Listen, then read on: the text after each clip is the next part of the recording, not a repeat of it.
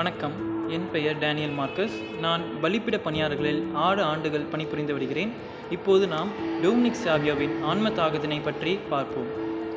ஆன்ம ஈடேற்று அலுவலில் தங்கள் வாழ்நாளை செலவிட்ட புனிதர்களின் வாழ்க்கை வரலாற்றை வாசிப்பதும் சிறுவன் சாவியோவுக்கு மிகவும் பிடித்தமான செயலாகும்.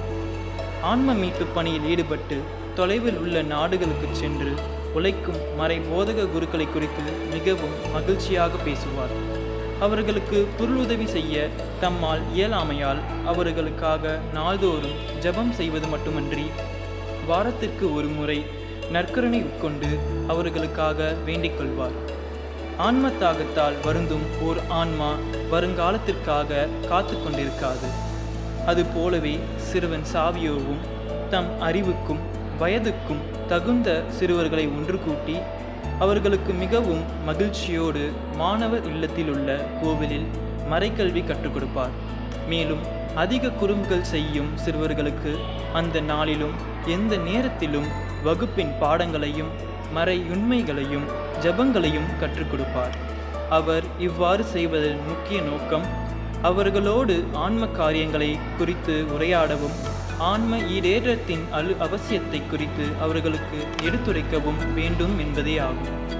சாவியோவின் ஆன்ம தாகம் அவர் விடுமுறை நாட்களில் தம் வீட்டில் இருக்கும் போதும் சற்றும் குறைந்ததில்லை.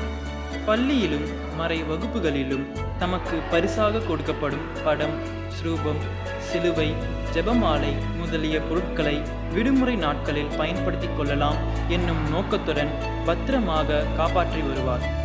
மேலும் வீட்டுக்கு விடுமுறைக்கு புறப்படுவதற்கு முன் தமது இல்ல பெரியோர்களை அணுகி ஓய்வு நேரங்களில் தமது நண்பர்களை மகிழ்விப்பதற்காக பக்திக்குரிய பொருட்கள் ஏதாவது தமக்கு கொடுக்கும்படி கேட்டு வாங்கி போவார். அவருடன் உரையாடுவது எல்லோருக்கும் மகிழ்ச்சியை கொடுக்கும் ஆதலால் அவர் தம் சொந்த ஊருக்கு வந்ததும் சிறியவருக்கும் பெரியவருக்கும் அவரிடம் ஓடி வருவார்கள். அவரும் தக்க நேரத்தில் தாம் கொண்டு வந்த பரிசுகளை அவர்களுக்கு கொடுத்து மறை கல்வியிலும் அவர்கள் செய்ய வேண்டிய கடமையிலும் அவர்களுக்கு ஊக்கமளிப்பார். மேலும் மேற்கூறிய பொருட்களை கொடுத்து பலரை தம்மோடு மறைக்கல்வி வகுப்பிற்கும் ஜெபத்திற்கும் திருப்பலிக்கும் மற்ற பக்தி முயற்சிக்கும் அழைத்துச் செல்வார். புனித டொமினிக் சாவியோவை எங்களுக்காக வேண்டிக் கொள்ளும்.